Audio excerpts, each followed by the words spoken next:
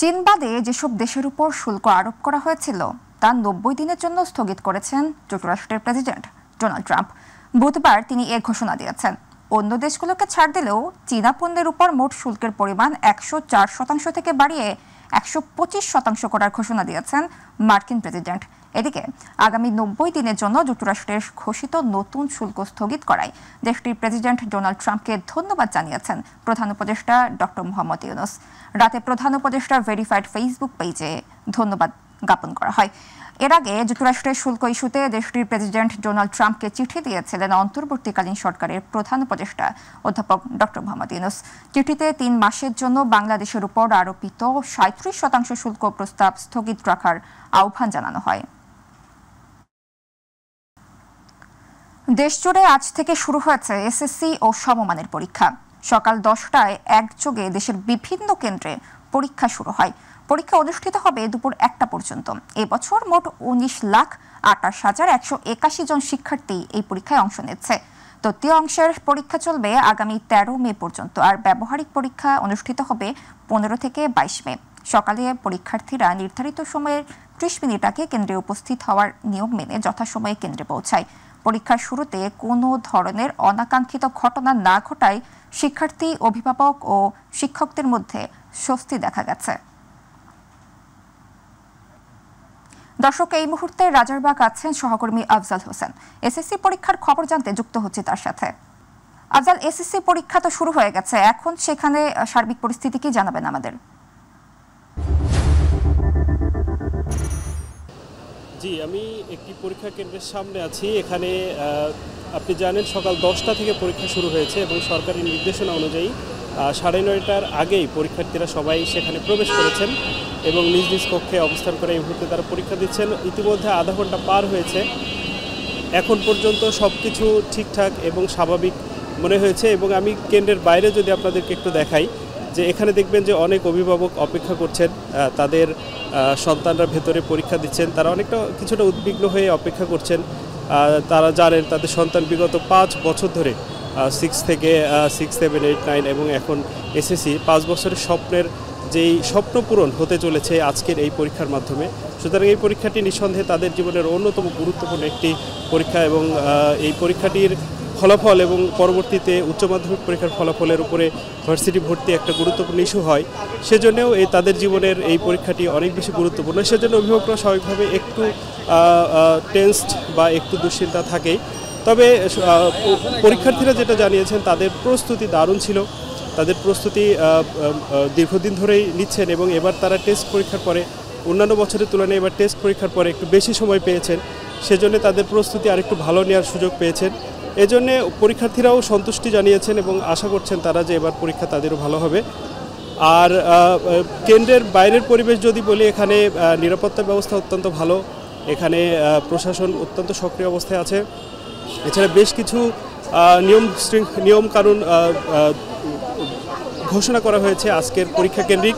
এর মধ্যে রয়েছে পরীক্ষার আশেপাশে কোনো ফটোকপির দোকান পরীক্ষার দিন খোলা থাকতে পারবে না। এটা একটি গুরুত্বপূর্ণ একটা সিদ্ধান্ত ছিল। এছাড়া আপনি জানেন পরীক্ষার মধ্যে হচ্ছে কোচিং সেন্টারগুলো একবারে আগামী মাসের 13 তারিখ পর্যন্ত বন্ধ রাখা হয়েছে। এবং একটু জানিয়ে রাখি, আজকে প্রায় 19,28,000 শিক্ষার্থী পরীক্ষা দিচ্ছেন এবং তারা আশা করছেন যে কাঙ্ক্ষিত ফলাফল অর্জন করে পরিবারের মুখ উজ্জ্বল করতে পারবেন। এই ছিল আমার কাছে সবশেষ। আফজাল, আপনাকে ধন্যবাদ। রাজারবাগ থেকে এসএসসি পরীক্ষার সর্বশেষ খবর জানাচ্ছিলেন আমাদের সহকর্মী। দর্শক, এই মুহূর্তে রংপুর থেকে যুক্ত হচ্ছেন সহকর্মী মাহমুদুল হাসান। মাহমুদুল, রংপুর সহ উত্তরাঞ্চলে এসএসসি ও সমমান পরীক্ষার কি খবর আছে আমাদের কাছে? মাহমুদুল, আপনাকে। জি ধন্যবাদ সাবরিনা সুলতানা। যেমনটা বলছিলেন, যে আপনাকে জানিয়ে রাখি যে আজকে যেহেতু এসএসসি এবং এসএসসি সমমান যে পরীক্ষার্থীরা তারা কিন্তু আসলে তারা পরীক্ষায় বসেছে এবং আমরা দেখেছি সকাল থেকেই আমরা 10টায় পরীক্ষা শুরু হয়েছে এবং 10টার আগ মুহূর্তে অর্থাৎ 9টা বেজে কিন্তু আমরা দেখেছি যে পরীক্ষার্থীরা তাদের অভিভাবকের হাত ধরে কিন্তু আমরা পরীক্ষা কেন্দ্রে আসতে দেখেছি এবং পরীক্ষার্থীরা কিন্তু পরীক্ষায় বসেছে। তবে উৎসবমুক্ত পরিবেশে কিন্তু আমরা এবারে দেখেছি যে অভিভাবকরা দুশ্চিন্তা মুক্ত পরিবেশে কিন্তু এবারে তাদের যে পরীক্ষা দিতে পরীক্ষার্থীদের কিন্তু পরীক্ষা কেন্দ্রে নিয়ে এসেছে, কারণ বিগত সময়ের চেয়ে এবছর কিন্তু আসলে পরীক্ষার্থীরা একেবারে নির্বিঘ্নে কিন্তু তাদের পরীক্ষা কেন্দ্রে এসে তারা বসতে পেরেছে। এবং আপনাকে জানিয়ে রাখি যে উত্তরাঞ্চলে অর্থাৎ বিশেষ করে দিনাজপুর শিক্ষা বোর্ডের অধীনে রংপুর বিভাগের 8টি জেলায় 280টি পরীক্ষা কেন্দ্রে 1,82,410 জন পরীক্ষার্থী কিন্তু এবারে পরীক্ষায় বসেছে। এবং বিশেষ করে জানিয়ে রাখি যে 280টি কেন্দ্র কিন্তু রয়েছে, এবং সেখানে যদি বলি যে রংপুর জেলায় 51টি পরীক্ষা কেন্দ্রে 32,985 জন শিক্ষার্থী কিন্তু তারা পরীক্ষায় বসেছে। তবে আজকে যেহেতু বাংলা পরীক্ষায়, সে কারণে কিন্তু আসলে অভিভাবকরা আমরা দেখেছি যে সকাল থেকেই তাদের শিক্ষার্থীদের পরীক্ষা কেন্দ্রে প্রবেশের পর থেকেই কিন্তু তারাও বাহিরে অপেক্ষা করছে যে আসলে কি ধরনের পরীক্ষা হবে, এবং সেটি কিন্তু আসলে জানার অপেক্ষা তারাও কিন্তু রয়েছে। অভিভাবকরাও কিন্তু আসলে আমরা গত বছরে যেভাবে দেখেছি যে গত বছরগুলোতে যে তুলনামাফিকভাবে কিন্তু আসলে পরীক্ষার্থীরা এবং বিশেষ করে যারা অভিভাবক রয়েছে তারাও কিন্তু একটা সংখ্যায় থাকে, সেই কারণে কিন্তু এবারে আমরা দেখেছি যে উৎসবমুখর পরিবেশে পরীক্ষার্থীরা কিন্তু তারা তাদের যে পরীক্ষায় বসতে পেরেছে। এই জন্য কিন্তু আমরা দেখেছি যে শিক্ষার্থী এবং বিশেষ করে যারা অভিভাবক রয়েছে তারাও কিন্তু আসলে স্বস্তিতে রয়েছে। আর জানিয়ে রাখি যে কোথাও কিন্তু এখন পর্যন্ত যে অপ্রীতিকর কোনো ঘটনা, প্রশ্নপত্র ফাঁস বা অন্যান্য যে আসলে যে ঘটনাগুলো ঘটে থাকে পরীক্ষার সময়, সেটি কিন্তু আসলে রংপুরে এখন পর্যন্ত আমাদের কানে আসেনি। তবে আমি যে পরীক্ষাটি কেন্দ্রে রয়েছি রংপুরের খালাসপিট পরীক্ষা কেন্দ্রে, এখানে 297 জন পরীক্ষার্থী কিন্তু পরীক্ষায় অংশ নিয়েছেন। তবে এখন পর্যন্ত কিন্তু নেই। তবে উৎসবমুখর পরিবেশে কিন্তু যেহেতু পরীক্ষার্থীরা পরীক্ষায় অংশ নিয়েছেন এবং অভিভাবকরাও কিন্তু তাদের যে স্বস্তির প্রকাশ কিন্তু করেছেন। এই ছিল সাবরিনা রংপুর থেকে যে এসএসসি সমমান পরীক্ষার্থীর যে খবরাখবর নিয়ে সর্বশেষ। মাহমুদুল, আপনাকে ধন্যবাদ। দর্শক, এই মুহূর্তে ভোলা থেকে এসএসসি ও সমমান পরীক্ষার খবর জানাতে যুক্ত হচ্ছেন সহকর্মী আরিফ হোসেন লিটন। লিটন, ভোলায় এসএসসি পরীক্ষার প্রথম দিনে কেমন চিত্র দেখছেন জানাবেন আমাদের। সাবরিনা, ধন্যবাদ আপনাকে। আপনি জানেন যে সারা দেশেই কিন্তু এসএসসি সমমান পরীক্ষা শুরু হয়ে গেছে। আজ সকাল 10টায় কিন্তু এসএসসি পরীক্ষা শুরু হয়েছে। আমি এখন আসি ভোলার একটি বড় একটি কেন্দ্র, ভোলা সরকারি বালক উচ্চ বিদ্যালয় মাঠে। এখন কিন্তু পরীক্ষা চলছে। সকাল থেকেই এই কেন্দ্রগুলোতে প্রশাসনের কড়া নিরাপত্তার মধ্য দিয়ে কিন্তু পরীক্ষা শুরু হয়েছে। এখানে কিছুক্ষণ আগে জেলা প্রশাসক এসে এই কেন্দ্র পরিদর্শন করে গেছেন এবং তিনি কিন্তু ব্রিফ করে গেছেন। তিনি যেমনটা বলছেন যে মোবাইল সহ অন্যান্য যে ডিভাইস আছে কোনো প্রকার কোনো ধরনের কিছুই ব্যবহার করা যাবে না এবং 144 ধারা জারি করা হয়েছে, এর মধ্যে ঢুকতে পারবে না। আপনি যেমনটা দেখতেছেন যে পুলিশ সারিবদ্ধভাবে দাঁড়িয়ে রয়েছে সকাল থেকে, একদম নিরিবিলি ঠান্ডা পরিবেশে কিন্তু এখানকার শিক্ষার্থীরা পরীক্ষা দিচ্ছে। ভোলা জেলায় এবার 49টি কেন্দ্রে 23,696 জন শিক্ষার্থী পরীক্ষা দিচ্ছেন বলে আমি যেমনটা জানতে পেরেছি। তো এখানকার গেটের বাইরে যে সমস্ত অভিভাবকরা রয়েছে, অভিভাবকেরা পরীক্ষা এত নিরিবিলি সুন্দর পরিবেশ দেখে তারাও কিন্তু সন্তুষ্ট প্রকাশ করেছেন। তারা বলছেন যে সুস্থ পরিবেশে এবং নিরাপত্তার মধ্য দিয়ে শিক্ষার্থীরা যে এবার পরীক্ষার যে প্রথম দিনে বাংলা প্রথম পর্ব পরীক্ষাটি চলছে, তারাও কিন্তু সন্তুষ্ট প্রকাশ করছেন এবং তারা বলছেন যে সামনের পরীক্ষাগুলো যাতে কঠোর নিরাপত্তার মধ্যে দিয়ে শিক্ষার্থীরা দিতে পারে, অভিভাবকরা কিন্তু এমনটা প্রত্যাশা করছেন। তো এই ছিল ভোলা এসএসসি সমান পরীক্ষা নিয়ে আমার সর্বশেষ খবর। সাবরিনা। লিটন, আপনাকে ধন্যবাদ।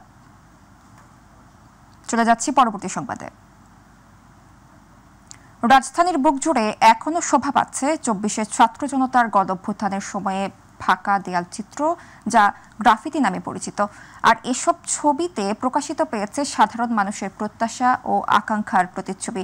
ফ্যাসিস্ট সরকারের বিরুদ্ধে কেন রুখে দাঁড়িয়েছিল জনতা, সেসব দাবিরও চিত্র ফুটে আসে গ্রাফিতিতে। আর তাই নতুন স্বাধীনতার 7 মাস পেরিয়ে গেলেও কি মানুষ সেই প্রত্যাশা কতটা পূরণ হয়েছে, এ নিয়ে জাহিদ আহমেদ বাবুর বিশেষ রিপোর্ট। ফ্যাসিবাদ সরকারের পতনের আগে ও 5 আগস্ট পরবর্তী শিক্ষার্থীদের তুলির আঁচড়ে রাজধানীর দেয়ালে দেয়ালে এভাবেই উঠে আসে স্বৈরাচার বিরোধী গ্রাফিতি। এই দেয়ালচিত্রের মাধ্যমে প্রকাশ পায় ছাত্র জনতার আশা আকাঙ্ক্ষার প্রতিফলন। তখন দেয়ালচিত্রকে অনেকেই দেখেছেন তাদের স্বপ্ন হিসেবে, আবার অনেকের কল্পনা ছিল এমন এক দেশের প্রত্যাশা। আর এই চিত্রকথার মধ্য দিয়ে সহজেই স্পষ্ট হয়ে ওঠে অধিকার আদায়ের পাশাপাশি বৈষম্যমুক্ত ও দুর্নীতিমুক্ত সমাজ ব্যবস্থার কথা। কিন্তু বর্তমান প্রেক্ষাপটে এইসব গ্রাফিতি এখন সাধারণ মানুষের কাছে যেন শুধুই দেয়াল চিত্র। ওরা জানে না এর মর্ম অর্থ। আমি লেখাপড়া জানি না, আমার মাথায় এগুলো খেলে না, কিন্তু ছাত্ররা লাগছে এইটুকুই আমি জানি। এটার কি ভাষা এটা তো বুঝতে পারতাছি না। অথচ জুলাই আন্দোলনের শিক্ষার্থীদের আঁকা এই চিত্রগুলো ছিল নিগূঢ় রহস্যে ঘেরা। তখন প্রতিটি ছবি যেন কথা বলতো তুষিত প্রাণে। গ্রাফিতি তো আমরা করেছি, শিক্ষিত সমাজ করেছি, কিন্তু দেশের বড় একটা অংশ পড়ে আছে যাদের কাছে আমরা এখনো পৌঁছাতে পারিনি। সব জায়গায় বৈষম্য মানে এখনো যে দূর হয়ে গেছে এরকমটা না। প্রত্যেকটা গ্রাফিতি থেকে আমরা বুঝতে পারি আসলে যে সমাজের রিয়ালিটিটা কি।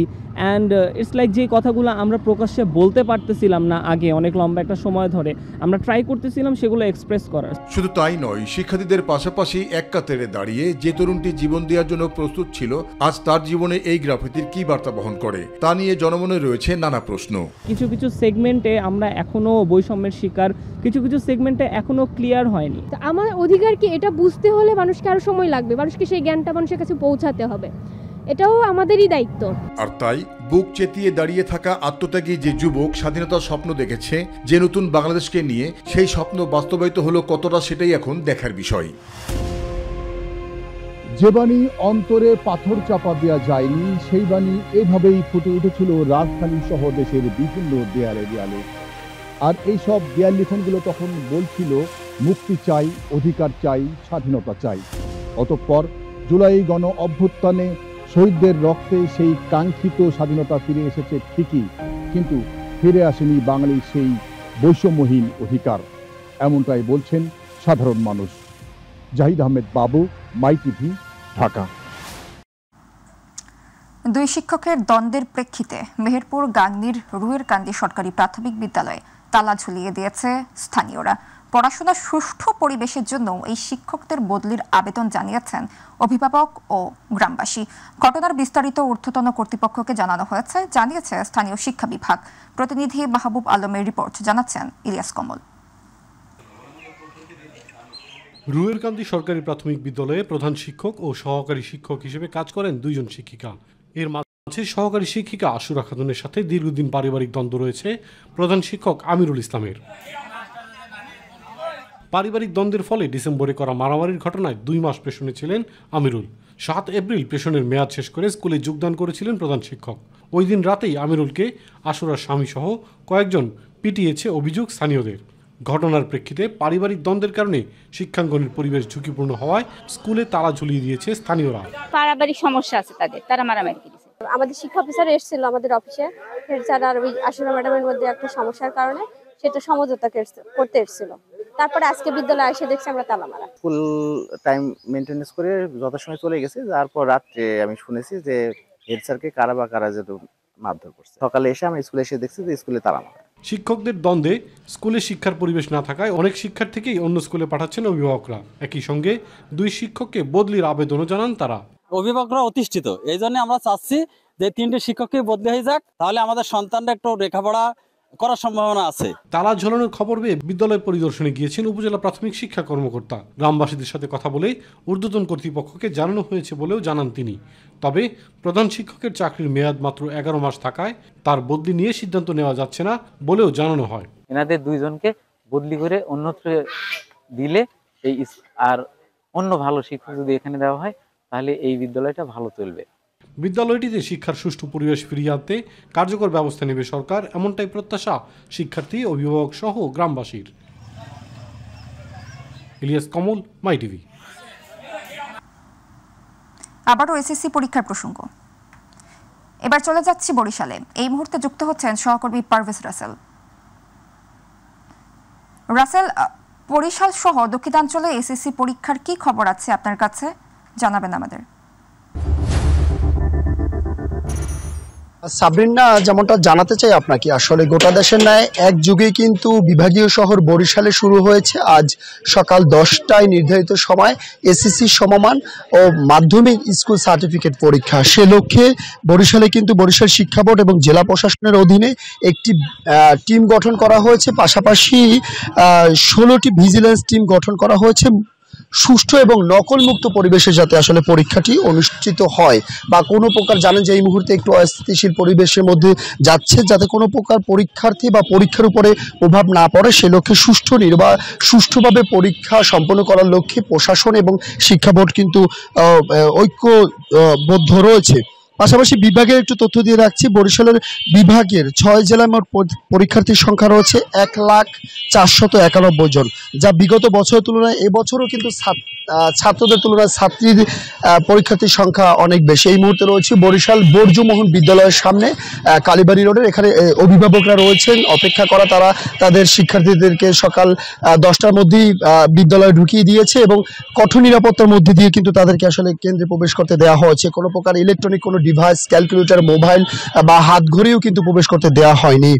সব মিলিয়ে এবছরও আসলে এই পরীক্ষার্থীর যারা রয়েছেন পরীক্ষার্থী তারা বলছেন যে আসলে তারাও চাচ্ছে মেধার যোগ্যতায় পরীক্ষা দিয়ে এবং তারা পাশ করতে, এবং এই পরীক্ষার্থীরা বলছেন যে শুধু পরীক্ষা শেষে পাশ করেই আমরা আনন্দিত নয়, আগামীতে যেন ভালো একটি কলেজে বা স্বপ্ন পূরণের লক্ষ্যে যাতে লেখাপড়া করে বড় হতে পারে, এমনটা কিন্তু তাদের প্রত্যাশা। তো এখন পর্যন্ত বরিশালে কোনো কেন্দ্রে পরীক্ষার্থী অনুপস্থিতির সংখ্যা বা এক্সপেলড হয়েছে এরকম কোনো তথ্য আমাদের কাছে নেই। সুষ্ঠুভাবে চলছে পরীক্ষা এবং নির্ধারিত সময় পরীক্ষা শেষ হবে, এবং অভিভাবকদের সাথে কথা বলেছি, তারা বলছে যে তারা তাদের প্রিয় সন্তানদেরকে পরীক্ষা শেষে আবার যাতে সুন্দর নিরাপত্তার মধ্যে দিয়ে বাসায় নিতে পারে এবং আগামীর পরীক্ষাগুলোর জন্য প্রস্তুত করতে পারে এমন প্রত্যাশা রয়েছে। তো আপাতত এই রয়েছে বরিশাল থেকে আমার কাছে এসএসসি পরীক্ষার যতটুকু তথ্য ছিল। সাবরিনা। ধন্যবাদ পারভেজ আপনাকে। জামালপুরে বীরদর্পে অবৈধ ইটভাটা চালাচ্ছে প্রভাবশালীরা। পরিবেশ অধিদপ্তর ও জেলা প্রশাসন অভিযান পরিচালনা করলেও কাজে আসছে না কোনো। লাইসেন্স ও পরিবেশ ছাড়পত্র ছাড়া এসব ইটভাটা এখন জেলায় সবচেয়ে বেশি। শহরের আবাসিক এলাকা, রাস্তার পাশে উর্বর ফসলি জমিতে গড়ে উঠেছে এসব ভাটা। প্রতিনিধি শামীম আলমের রিপোর্ট জানাচ্ছেন শামস তাবরিজ উচ্ছ্বাস। জামালপুরে আবাসিক এলাকা, রাস্তার পাশে ও ফসলি জমিতে গড়ে উঠেছে শতাধিক অবৈধ ইটভাটা। পরিবেশ অধিদপ্তর ও জেলা প্রশাসনের কোনো অনুমোদন না নিয়েই গড়ে ওঠা এসব ইটভাটার কারণে বিপর্যস্ত হচ্ছে পরিবেশ। এসব ইটভাটার মাটি যোগান দিতে কাটা হচ্ছে কৃষি জমি। স্থানীয় একটি প্রভাবশালী মহল প্রকাশ্যই এই কাজ করছে। ফসলের মাঠের ক্ষতির শঙ্কায় স্থানীয় কৃষকরা বাধা দিলেও মানা হচ্ছে না বলে অভিযোগ তাদের। সে মাটি নিয়ে আমাদের আবাদকে, আমার কৃষি জমি নষ্ট করতেছে। বিলের মধ্যে মাটি কাটে মাটি নিয়ে আমাদের এই যে আবাদি ফসল নষ্ট হইতেছে, আমরা এটা সুষ্ঠু বিচার চাই। মাটি নিয়ে দুর্বলকে মাটি নিতেছে, আমাদের আবাদি জমি নষ্ট হয়ে গেছে, ভাঙ্গে পড়তেছে, আমরা কেমনি আবাদ করবো। ইটভাটার কারণে একদিকে কমে যাচ্ছে আবাদি জমি, অন্যদিকে যেটুকুতে আবাদ হচ্ছে ভাটার কালো ধোঁয়ায় নষ্ট হচ্ছে তাও। কালো ধোঁয়ায় আক্রান্ত হচ্ছে স্থানীয়রা। 5 ফিট 6 ফিট নিয়ে তো সমস্যা আসছিল না, 12 ফিট পর্যন্ত মাটি নিচ্ছে গা। সাইডের আবাদি ধানের জমি গুনা ধান সহ ভাঙ্গে পড়ে যাইতেছে গা। পরিবেশ 25,000 টাকা জমা দিই, আমি ব্যাট দিই, ইনকাম ট্যাক্স দিই, হাই সার্ভিস দিই, সব আমার পরিচয়। আমি সরকারি খাতে কোনো টাকা পয়সা বাকি রাখি। জেলায় 122টি ইটভাটা থাকলেও ছাড়পত্র রয়েছে মাত্র 12টির। অবৈধ ইটভাটাগুলোতে মোবাইল কোর্ট পরিচালনা করার কথা জানিয়েছে স্থানীয় প্রশাসন। নিষেধাজ্ঞার সময়টি পার হয়ে গেলে উচ্চ আদালতের আদেশ অনুযায়ী আমরা পরবর্তী কার্যক্রম গ্রহণ করব। আর আমাদের রেগুলার অবৈধ ইটভাটার উপর অভিযান চলছে এবং সেটি চলমান থাকবে। জামালপুর জেলায় 7টা উপজেলায় আমরা প্রতিদিন মোবাইল কোর্ট করেছি। এ পর্যন্ত আমরা 22টা ইট ভাটা থেকে 49 লক্ষ টাকা জরিমানা আদায় করেছি এবং ওই ইট ভাটাগুলো বন্ধের নির্দেশনা প্রদান করা হয়েছে। ভাটাগুলোকে ঘুরিয়ে দেওয়া হয়েছে, কাঁচা ইট ধ্বংস করা হয়েছে, বিদ্যুৎ সংযোগ বিচ্ছিন্ন করা হয়েছে এবং এই ধরনের অভিযান চলমান থাকবে। পরিবেশের ভারসাম্য রক্ষায় অবৈধ ইটভাটাগুলো বন্ধের পাশাপাশি অনুমোদিত ইটভাটাগুলোতে নিয়মিতভাবে পরিদর্শন ও নিয়ন্ত্রণ করা হবে, এমনটাই প্রত্যাশা সকলের। শামস তাবরিজ উচ্ছ্বাস, মাই টিভি নিউজ ডেস্ক। এবারে গ্রাম বাংলার খবর।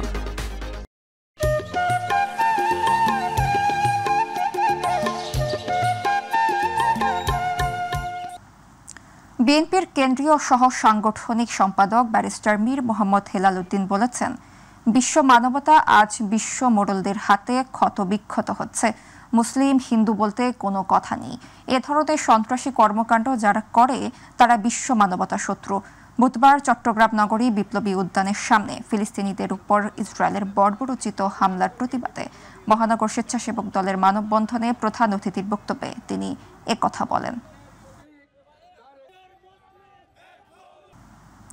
বৃহত্তর নোয়াখালীর হাতিয়ার ভূখণ্ড ভাষাঞ্চরকে চট্টগ্রাম সন্দ্বীপের অধীনে নিয়ে যাওয়ায় ষড়যন্ত্রের প্রতিবাদে চট্টগ্রামে মানববন্ধন ও বিক্ষোভ সমাবেশ করেছে হাতিয়া যুব কল্যাণ সোসাইটি, হাতিয়া ছাত্র যুব পরিষদ সহ চট্টগ্রামস্থ বসবাসরত হাতিয়ার বিভিন্ন সামাজিক সংগঠনের নেতৃবৃন্দরা। বুধবার চট্টগ্রাম প্রেস ক্লাব চত্বরে আয়োজিত মানববন্ধনে এম সাইফুল্লাহ মুনির ও মোহাম্মদ আলীর যৌথ সঞ্চালনায় এবং মোহাম্মদ আক্তারের সভাপতিত্বে এতে প্রধান অতিথির বক্তব্য রাখেন বীর মুক্তিযোদ্ধা অধ্যাপক শামসুদ্দিন।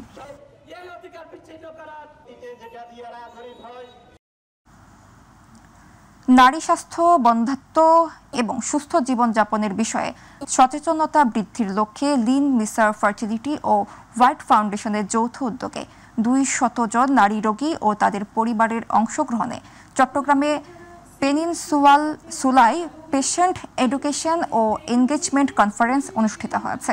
অংশগ্রহণকারীরা গাইনোকোলজি, IVF, পুষ্টি, ফিটনেস ও মানসিক স্বাস্থ্য বিষয়ে বিশেষজ্ঞদের কাছ থেকে সরাসরি পরামর্শ গ্রহণ করেন। এ সময় উপস্থিত ছিলেন গাইনি ও IVF বিশেষজ্ঞ ডাক্তার রেশমা শারমিন সহ অন্যান্য খ্যাতিমান চিকিৎসকগণ।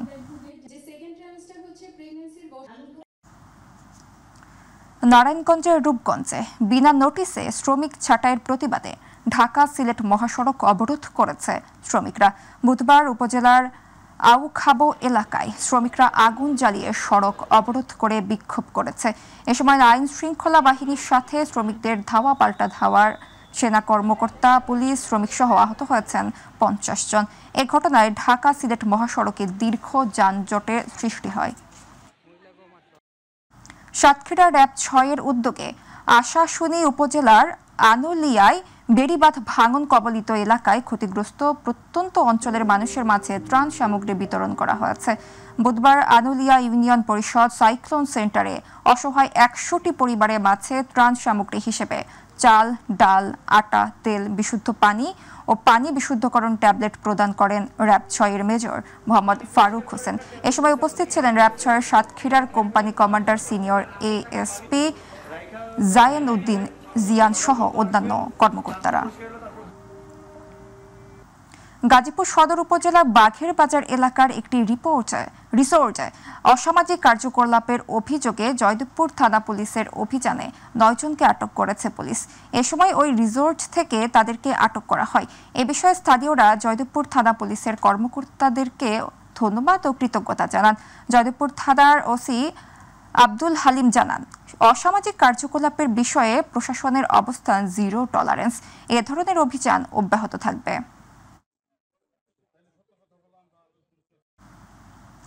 তথ্য যোগাযোগ প্রযুক্তির মাধ্যমে নারীদের ক্ষমতায়ন প্রকল্প দ্বিতীয় পর্যায়ে ই-কমার্স ও লালসবুজ.com প্ল্যাটফর্ম বিষয়ক প্রশিক্ষণ অনুষ্ঠিত হয়েছে।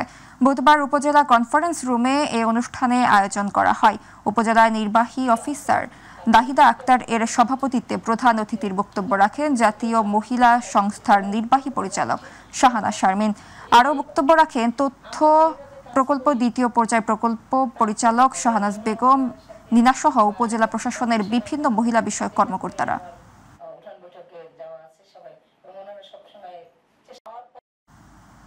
গাজীপুরের কালিয়াকৈর উপজেলার খাড়াজোড়া এলাকায় বুধবার 4টি জোটের গোডাউনে অগ্নিকাণ্ডের ঘটনা ঘটেছে। জানা যায় উপজেলার খাড়াজোড়া এলাকায় প্রথমে একটি গোডাউন থেকে আগুনের সূত্রপাত হয়, পরে 3টি গোডাউনে আগুন ছড়িয়ে পড়ে। প্রাথমিকভাবে ধারণা করা হচ্ছে বৈদ্যুতিক শর্ট সার্কিট থেকে আগুনের সূত্রপাত হয়েছে।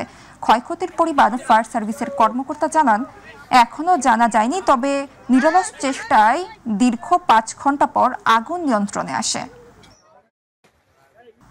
টাঙ্গাইলের ধনবাড়িতে বাংলা নববর্ষ পয়লা বৈশাখ 1432 উদযাপন উপলক্ষে প্রস্তুতিমূলক সভা অনুষ্ঠিত হয়েছে। বুধবার উপজেলা প্রশাসনের আয়োজনে উপজেলা সভাকক্ষে এ সভা অনুষ্ঠিত হয়। ধনবাড়ী উপজেলা নির্বাহী কর্মকর্তা মোহাম্মদ শাহিন মাহমুদের সভাপতিত্বে সভায় বক্তব্য দেন উপজেলা সহকারী কমিশনার ভূমি সায়েম ইমরান সহ অন্যান্যরা উপস্থিত ছিলেন। সভায় বক্তারা বলেন, পহেলা বৈশাখে প্রধান বাংলা নববর্ষ বাঙালি সংস্কৃতির একটি অবিচ্ছেদ্য অংশ।